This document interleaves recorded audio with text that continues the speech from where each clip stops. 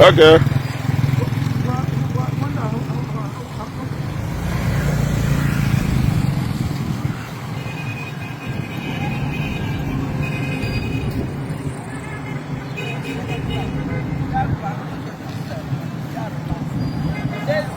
Eju mana anyị nidiri ọkada iji gbada ebe ahụ. Anyị eji nwụkọ ọkpa wee gbada ebe ahụ. Anyị nidiri ọkada. Magwa ebe anyị na-eje ife a.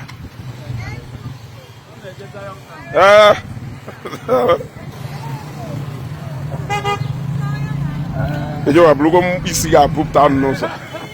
Ịma na isi ga ndị mmadụ.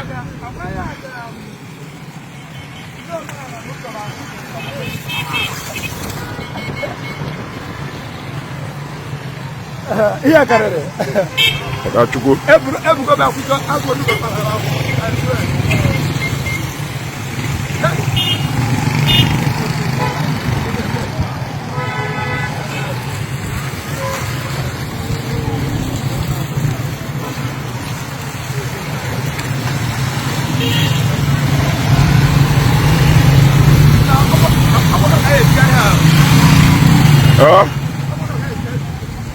Last email exercise. Last email exercise. What I can make?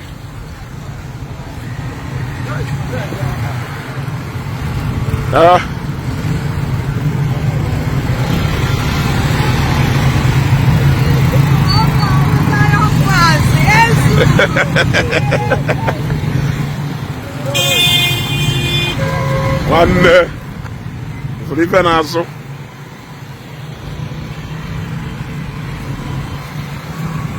Even answer here, let's share one eye. I'll share one eye. Even answer. Even answer.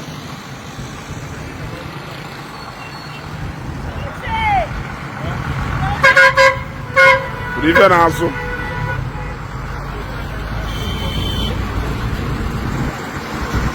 Our Lady of Grace. Magwara ndị ọkada nọ n'ime ebe a lu 2000 esi m were buru ọkada bịa ndị ọkada nọ n'ime ebe a lu 2000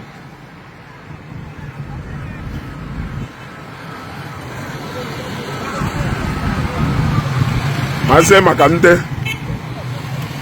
maka ndị na-elegasị ife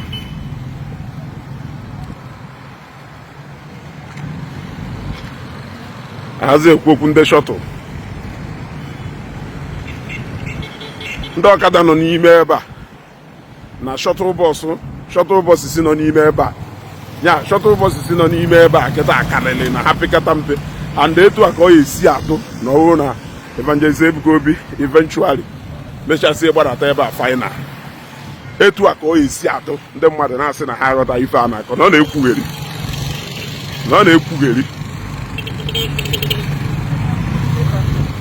onwekwu dị caliber of big man anọghị ebe ahụ ị na-anya n'afọ ma Prado ma Heros ma ndị ji polisi bịa chamọmụ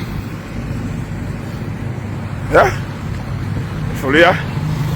This is just one section o ebe akwụkwọ one section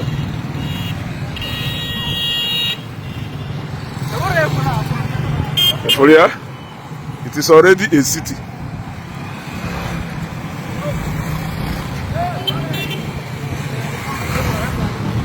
Then anya left and right. Then anya left and right. Onye loya je chọrọ ogbo ya. Onye loya je chọrọ ogbo ya. Ifulo. My those still under construction. Onye loya je chọrọ ogbo ya. Matayas na ndị otu ya. Ya no chọrọ ogbo na abụbụkwu nwe size. Abụbụkwu nwe size. This is the life. akpụkpọ nwee size ịma ndị ọkada ịma ndị keke ịma ndị shuttle buses juru ebe a ịma buses one na oduru wee na-agbadata ebe a both from Lagos and many places. Etu wee fụrụ ka this city esi wee do n'ọwụ na eventually Evangelist Ebuka Obi gbadata ịghọtago lee n'anya akwa ije ka m na-aga since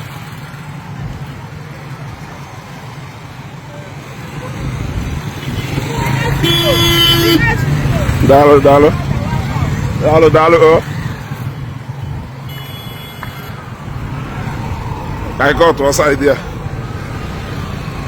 ifuru ebe anyị na-agbadata ifuru ya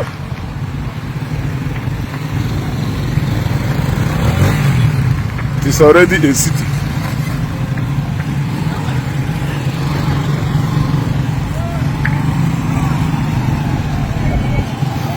Ifuru ya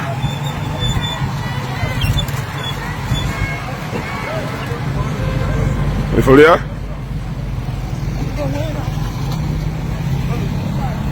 nwanne ifuru ya construction na-aga ma n'azụ ifuru ya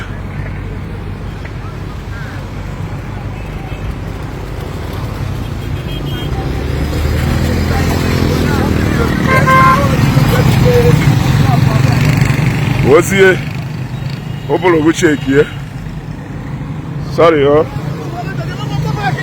fụrụ ndị ọkada na-eso ndị ọkada nwanne ozi obologo chekie ka ịma blọkụ one eyuzugoro ebe a marụ penti eyuzugoro ebe a ma materials eyuzugoro ebe a were obologo chekie. This is Ngor Okpala.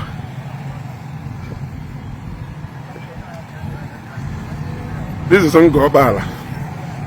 Ebe ahụ wa Abuja. You know that go.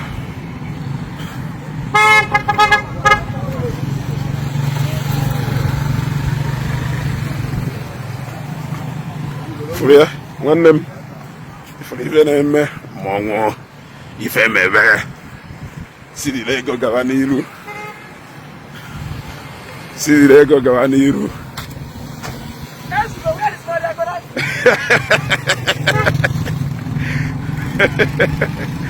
Yeah. Mama. Yeah. I very cool can eme.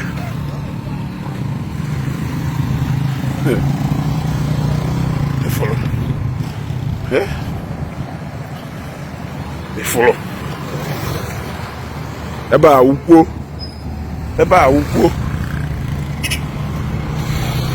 anyị pụta ọzọ ka anyị jee side ebe a na-alụ mini market fụrụ ebe eni iwu mini market ebe ndị na-ere ife ya nọ, and this is just one section of it. O nwekwara another side ebe m ejekwa fụkwa over 200 buildings springing up again. Iche na-egwuregwu ka aka na-egwu maazị ka ọ ya adụ na Ebuka Obi mecha agbanata ebe a daalụ ifu filling station ifu fuel station ka fuel station ifu fuel station joke Benji ifolo akwa na ije ụwa ọ na-agagbo ebe ị nọ ụkwụ Ngor Okpala na-ekwo fụlụ ndị ọkada nọ n'ime ebe a ndị ọkada nọ n'ime ebe a pekata mpe ha karị 2000. Shuttle buses na ebe a pekata mpe ha karị 1000. Keke na ebe a pekata mpe ha karị 1000. hazi egwokwada commercial buses si ma Ọnịsha ma Aba ma Lagos buru people na-abịa ị nọ na-ekwugheri then ịma ụdị blọk erigolo ebe a ịma material niile iron rod ife niile ahụ from our market ka esi ebupụta money in the pocket of our people ị nọ na-ekwugheri n'akọgheri na people nwanne udo dị na free station ebe ahụ ịghọtago na eyihe ọkada ezughị ezu ọkwọ ụfọdụ ndị si Okpala Junction a transport to ihu Zion Gate, ndị si from Zion Gate a transport to ime auditorium ịghọtago a transport to ime auditorium ịghọtago for building ka na-agbadakwa. And this is just the first phase, yo. I will take you around the second phase. Ebe ahụ na ọ talk more of residential. In fact, I will take you to the residential part. Then you will now talk about even development ebe abutezie n'alụ to the other part of Ngor Okpala. Ebe people who go share n'alụ property, n'alụ property. Ma ndị na-alụkwa hotel ha, because of course, onwe the number of hotel alụ ebe a use ndị na ebe a. So people will have to be building more other places. You got to go. Neneye 11 minutes. Kanka na aga o. Kwa mmadụ na-elele ife ebe a. You know, na-ekwugheri. Neneye. Neneye ma foundation o. Ifolo. Neneye. Ifolo. Ife niile akwụkwọ ma foundation. Ifolo road. Ifolo ya. Ifolo ya. Ifolo ya. The road from different markets. Follow. Ever our foundation mmadụ mekwala ka na-arị ya afụkwa ọzọ. Nekwa road ka blocks. Moto gbadarukwa n'ime ebe ahụ.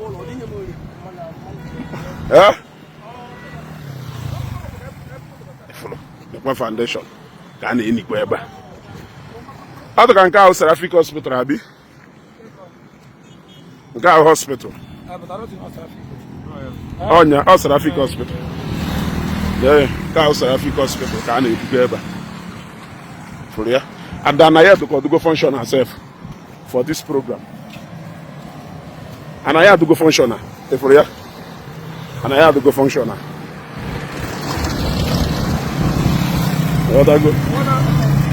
And all extend the low because no people hold yet. So meaning no extend and don't we can card to Punanka hospital. Did you have Bunisi with an also? Yeah? Did you put that easy one also? What is a block?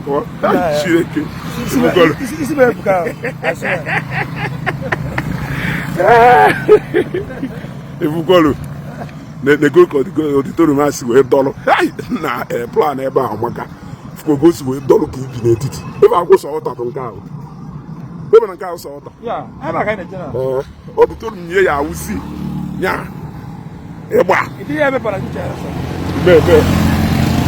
Ebe There's Okada. So 3 days ago and brother 3 days here and the week before these 3 days was because before 2 weeks ago, 3 weeks ago, people Anapacha go move to this part. If you hear, I want to back it. I want you, and I like it. Then I can. You want to go? Dalo. If you hear, and I like it. Then I can.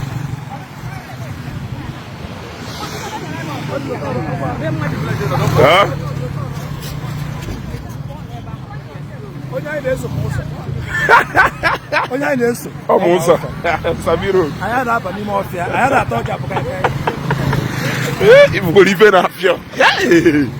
So onye na-asị, go and build the factory and create employment in Okpala. What employment can be more than this? More than 5,000 to 10,000 people they benefit from this project. Yeah? Chukwudo onwe unu ọwụrụ ngo. These are people and they good materials. Okay, we are not talking about more than how many thousand workers no Ngor Okpala. And we're on a site even now. It was case where different people know a different site. Eba, wo commercial section o. Okay, mkpọrọ uro na residential. Itie mkpu. Ide kwugheri. Anaka ọnụ efu. Kegwan. Kegwan. Gabi sibia. Lagos. Oh. Yana afio.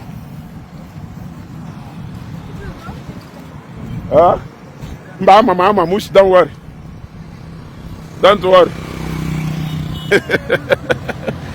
Hey. Na ife do mma.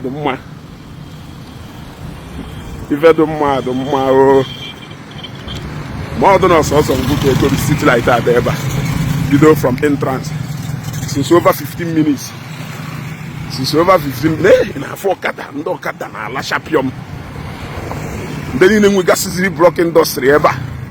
Na when you Ebuka Obi aka. Oge ndị igwe niile. Ndị igwe niile nọ na Anambra steeti ya deshi. Evangelist Ebuka Obi echichi. Epo yure shie ye echichi. Epo yure shie ye echichi. Nwanne daalụ o. Epo yure shie ye echichi. Yeah. Shie ni ye echichi. Na ife nwoke menwuru onya na-egosi ife a. Hey, mbulu gbada residential site itie mkpu ifuzie even development the thing na-ewutazi na Ngor Okpala at large. Ife ifla na-eme ma ndị Ngor Okpala nọkwu na-eri o. Otago a lot of people yeje stock up their shops and ụfọdụ nwere ike sị ọkwari program a na-eme 3 times in a year. Even currently, program I na-ebudatazi ebe a na-akarị because 10 days medical outreach emelo ụbọchị ya. Ebe a ka emerie. Take New Year ife aka ọgụnụ. A lot of things and oge ọ gbadataziela ebe a complete. Etu aka ebe a ya datụ.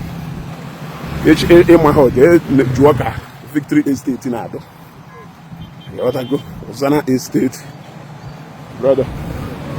Zana Estate, Kerafe, Peace Estate, Zana Estate, Victory Estate, and Ebenina, even the entire arm ward of it. The other go, Carway House. Carway House. Yeah. Carway House.